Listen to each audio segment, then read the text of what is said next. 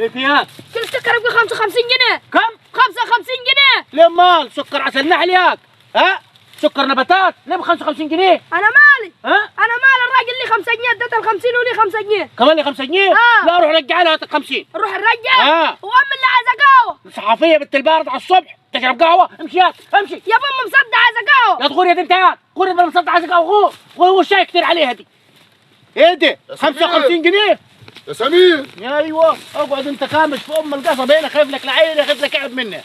خبري يا راجل شغال الزقق وتنهق، مالك ايه فيه؟ انا عارف ايه فيه يا راجل. ايه بكيلو السكر؟ كيلو السكر 55 جنيه ليه مال؟ بكم؟ 55 جنيه. ما انت مش عارف اللي فيها. ايه اللي فيها هو؟ انعدام الضمير يا حاج سمير.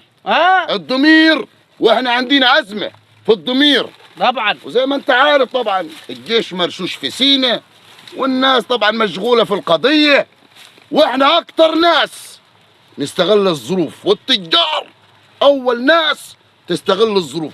بس تسمع ان في حاجه ويدسوا ويخزنوا الظروف. طب ده كان ولت امبارح السكر ب 35 ومن شهرين كان ب 20 جنيه. ده من امبارح على كده. اذا كان انا سائل عليه قالوا له ب 45 زاد له 10 جنيه. امال البورصه يا حاج سمير ما انا قلتها لك، الظروف والتجار هيستغل الظروف. تعمل طب ظرف يقوم فينا يا شيخ ونرتاح يا اخي. يودونا يا ابوي نحارب يا عم، بدل ما احنا قاعدين في الغلاء والموت ده. يودونا يا ابوي نتقتل في اي حاجه ثاني. يعني ايه في يعني؟ امال الرقابه راحت وين يا عم عصام؟ مين؟ الرقابه راحت وين؟ مش فايقه يا حاج سمير. ليه مش فايقه؟ وين مفتش التموين المحترم اللي كان يلبس جلابيه وينزل الشارع يلف بيه؟ يعني الموضوع مش صعب يعني معروف اللي معاه توكيلات سكر ده يروح يتراقب ويشوف ايه حكايته. والمحلات دي اللي شايله السكر تروح تتراقب وتشوف ايه حكايتها. سكر وزيت ورز وبيض. الحاجات اللي انت قلتها دي وانت عايز تقنعني يا سمير ما فيش سكر؟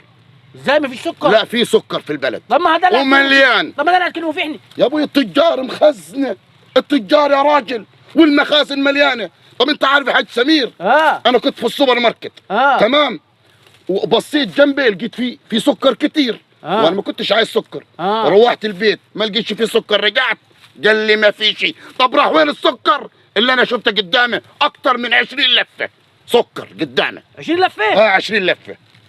الله يلفون في قماش ابيض يا شيخ. ما انت ما العاملين مال اول ما يسمعوا فيه غلاء يخزنوا ما لهمش دعوه، هم عايزين يملك روشهم. طب وبعدين يعني؟ طب وفي الغلاء ده وبعدين يعني؟ وبعدين مسايبين الناس كل رايح من جاي، كل رايح وجاي يلطش فينا احنا، واحنا حالتنا بالبلا يعني مش ناقصه. هي الناس دي عليها النعمه شغال عشان تخرب البلد، مش شغال عشان تتقدم. يا ابوي قلت لك انا اللي فيها، هم اهم حاجه عندهم مصلحتهم ويملك روشهم، هم ما لهمش دعوه. ما طالما ما فيش رقابه يا عم عصام وما فيش حد هيدور عليها الناس دي مش هتبطل. طب ما انا قلت لك الضمير يا سمير. يعني تو قال لك بتاع السجاير ده الراجل ابو دقن بيضه ده اللي طلع ده رئيس شعبه الدكان، رئيس شعبه الدخان. الدخان مالك؟ قال لك المشكله اتحلت والدنيا هتبقى تمام، وطلع مع احمد ابو جاموسه قال لك الموضوع انتهى وخلال اسبوعين السجاير هترجع زي ما هي. ده كلام. السجاير زادت طين.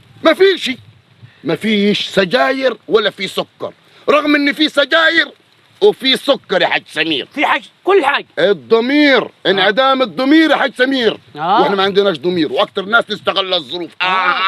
ايه في تاني؟ ما هي ازمه الضمير اللي عندنا احنا في البلد.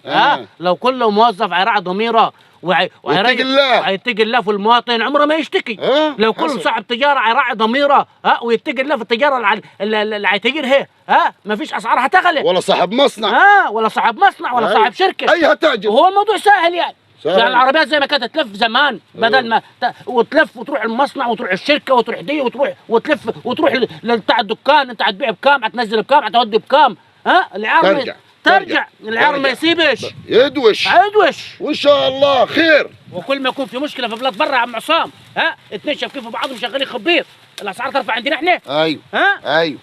ايه عدم الضمير ده عليك؟ ده لو في دبانه عرق في القطب الشمالي برضه الاسعار هترفع عندنا احنا. هنا هيستغل الظروف، قلتها لك انا 70,000 مره. هيستغل الظروف. ايه المرة؟ طب نرجع النظام القديم.